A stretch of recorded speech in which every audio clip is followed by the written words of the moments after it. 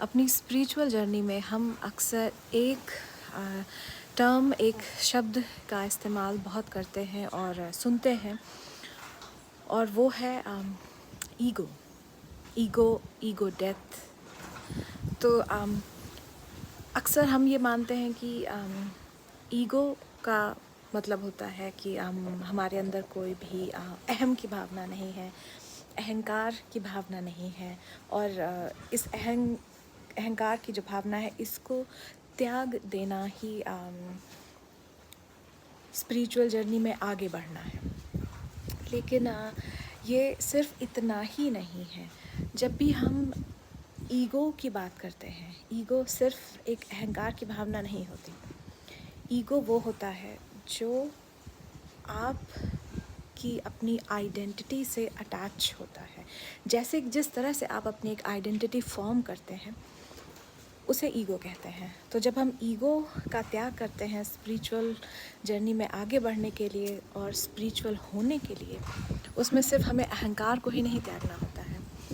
अहंकार त्यागने के बाद भी हमारे पास बहुत सारा ईगो रह जाता है, और वो इसलिए रह जाता है क्योंकि हम जानते ही नहीं हैं कि असल में ईगो होता क्या है। तो ईगो होता है हमारी आइडेंटिटीज़।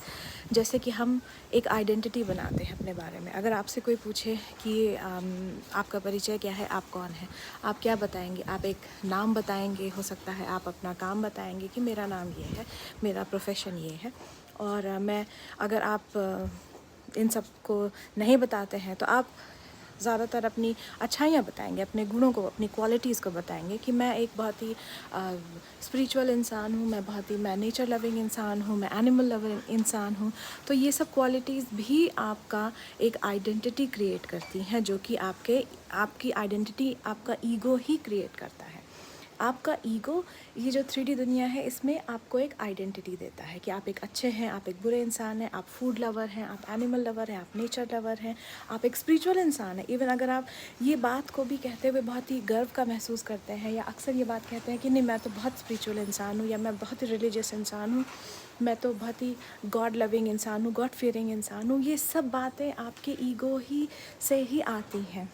ठीक है। तो जब आप ईगो का त्याग करते हैं, आपको धीरे धीरे इन सब अटैचमेंट को भी जाने देना है, उस पॉइंट पे आ जाना है, हनुमान जी की तरह बन जाना है। जैसे हनुमान जी का कोई ईगो नहीं है, उनका सारा कर्म सिर्फ श्री राम जी के तरफ था। और असली जो एक बेंचमार्क कह सकते हैं ईगो छोड़ने का, वो हनुमान जी से सीखिए। उनका हर कर्म सिर्फ श्री राम जी के लिए था, उनके तरफ से